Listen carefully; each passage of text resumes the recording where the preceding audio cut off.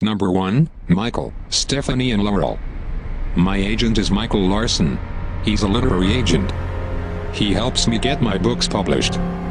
Anyway, there are hundreds, probably thousands, of literary agents out there. But 10 years ago, he and his wife decided to start the San Francisco Writers Conference. They never asked anyone's permission. They just did it. And guess what? They didn't have any competition. Nobody else had done that before. And this past year, it was labeled as the best writers' conference in the country. I have a friend named Stephanie.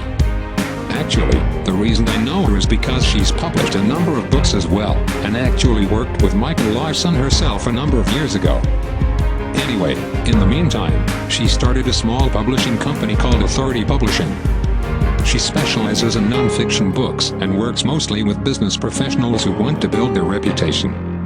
Anyway, last year she decided to start her own conference, and it was a virtual conference, called the Nonfiction Writers Conference. And guess what? She didn't have any competition.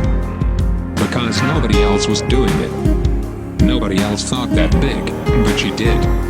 She had 100 people at her first conference, but that increased to over 300 just 1 year later, and now she's at the center of a thriving community.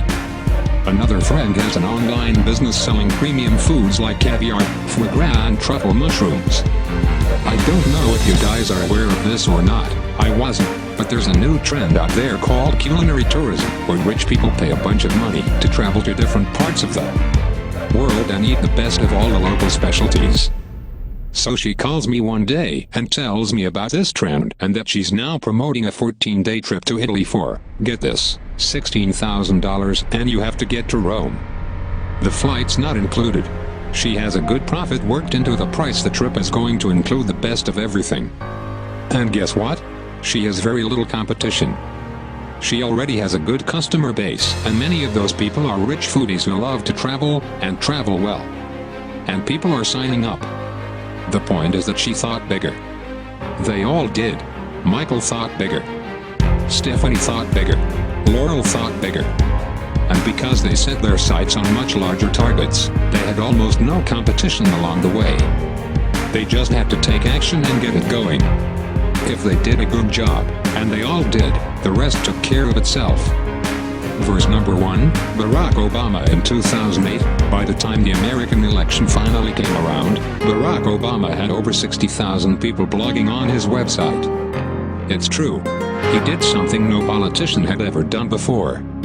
Instead of focusing only on his own message and trying to get it out there as much as possible, he invited others to develop and share the message themselves. Obama's website was amazing. You could sign up and create an account. You could be friends with people. You automatically became part of a neighborhood. You could attend events. You could host your own events. And yes, you could start your own blog right on his website. By election day, he had over 60,000 people blogging on his website. Obama expanded the frame. Instead of just participating in the conversation, he actually facilitated the conversation. He invited the electorate to participate themselves, and that added transparency and credibility to his campaign. And besides that, his website literally had hundreds of thousands of pages of content on it. John McCain's had maybe 1,000 at the most. So when people searched for anything political on Google, what do you think popped up? McCain or Obama? That's right. Obama came up first at the top of the list every time. Whether you like him or not, Obama changed American politics forever. He leveraged social media, he engaged the citizens, and he won a decisive victory.